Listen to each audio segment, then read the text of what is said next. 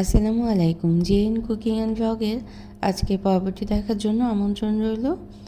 আশা করছি কাছে দূরে সবাই অনেক বেশি ভালো আছেন। একটি মাত্র গাজর দিয়ে পিঠা তৈরি করব।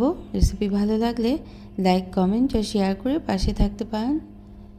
তো গাজরটা নিয়ে নিলাম, গ্রেট করে নিতে হবে। গ্রেটার দিয়ে সবচেয়ে ছোট ছিদ্রর যে অংশটা সেটা দিয়ে গ্রেটটা করে নিতে হবে।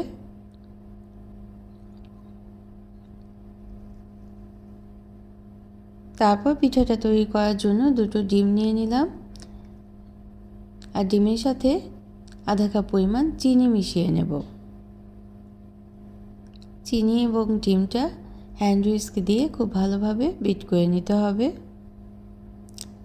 এখানে আইসিং সুগারও ব্যবহার করা যেতে পারে, অর্থাৎ গুঁড়ো চিনি যেটা, সেটা ব্যবহার করলে চিনিটা খুব তাড়াতাড়ি গলে যায়, প্রসেসিংটা তাড়াতাড়ি হয় পিঠা তৈরির। আর এই আস্ত চিনি দিলে একটু সময় লাগে, বিট করে নিতে হবে সময় নিয়ে। তো একটা কমলা নিয়ে নিয়েছি, ফ্লেভার হিসেবে আজকে আমি অরেঞ্জ ব্যবহার করব। কমলার উপরে যে স্কিনটা হালকাভাবে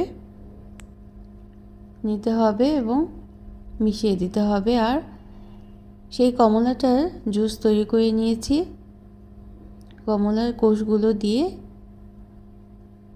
মিক্সার জারে দিয়ে শুধু রসটা নিয়েছি, অবশ্যই কিন্তু ছেঁকে নিতে হবে। আর আধা কাপ পরিমাণ সাদা তেল দিয়ে দিলাম। এই সবগুলো উপকরণ খুব ভালোভাবে বিট করে নিতে হবে। হ্যান্ড হুইস্ক দিয়ে বিট করে নিচ্ছি, চাইলে কিন্তু একটা কাঁটা চামচ দিয়েও এই বিটটা করে নিতে পারেন। তো শুকনো উপকরণ নিয়ে নিলাম, এখানে 2 কাপ পরিমাণ আটা নিয়েছি এবং 1 চা চামচ বেকিং পাউডার আর 1/4 চা চামচ বেকিং সোডা নিয়ে নেব। শুকনো উপকরণগুলো চেলে নিতে হবে, চেলে নিলে পিঠার ব্যাটারটা খুব সুন্দর হবে এবং পিঠাটা মসৃণ হবে। তা এখন এই শুকনো উপকরণগুলো আমাদের ব্যাটারের সাথে মিশিয়ে নিতে হবে। সহজে কিন্তু মিশতে চাইবে না, হ্যান্ড হুইস্ক দিয়ে একটু সময় নিয়েই এভাবে করে মিশিয়ে নিতে হবে। তারপর মসৃণভাবে তৈরি হয়ে গেল। লবণ দিতে ভুলে গিয়েছিলাম, তো 1 চিমটি পরিমাণ লবণ দিয়ে দিলাম। তো দেখা যাচ্ছে যে আমাদের ব্যাটারটা একটু ঘন, এই ঘন ব্যাটার হলে তরল দুধ দিয়ে দিতে হবে। এখানে 1/4 কাপ তরল দুধ দিয়ে দিয়েছিলাম এবং তারপরে আরও 1/4 কাপ অর্থাৎ আধা কাপ পরিমাণ ঘন করে রাখা দুধ দিয়ে দিতে হবে।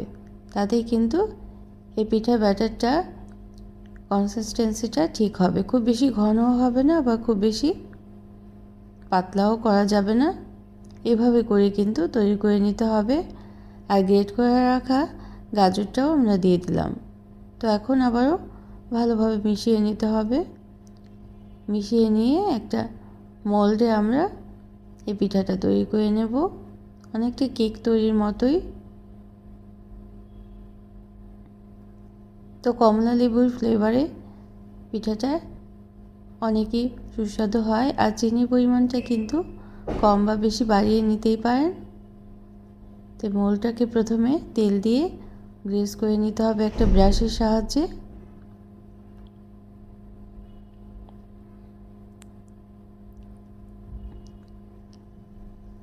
তারপরে মোল্ডে আমরা পিঠার ব্যাটারটা দিয়ে দেব এবং ড্যাপ ড্যাপ করে নেব, আর তারপরে চুলাতেই তৈরি করে নেব এই পিঠাটা।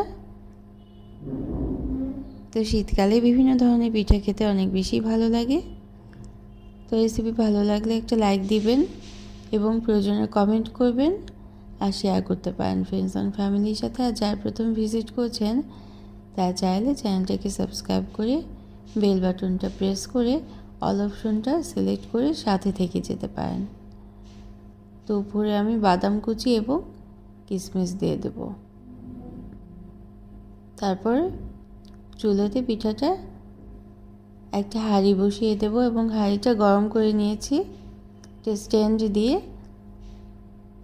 স্ট্যান্ডের উপর আমরা পিঠা মোলটা বসিয়ে দেব এবং বেক করে নেব প্রায় 40 মিনিটের মতো।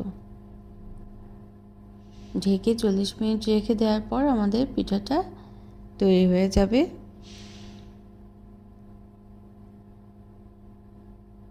খুব সুন্দর নরম তুলতুলে একটা পিঠা। তো কেমন লাগলো অবশ্যই কিন্তু কমেন্ট করে জানাতে ভুলবেন না। নিত্য নতুন রেসিপি পাওয়ার জন্য চ্যানেলটাকে সাবস্ক্রাইব করে সাথে থাকতে পারেন। আরও অনেক পিঠার রেসিপি আছে আমার চ্যানেলে, দেখে নিতে পারেন।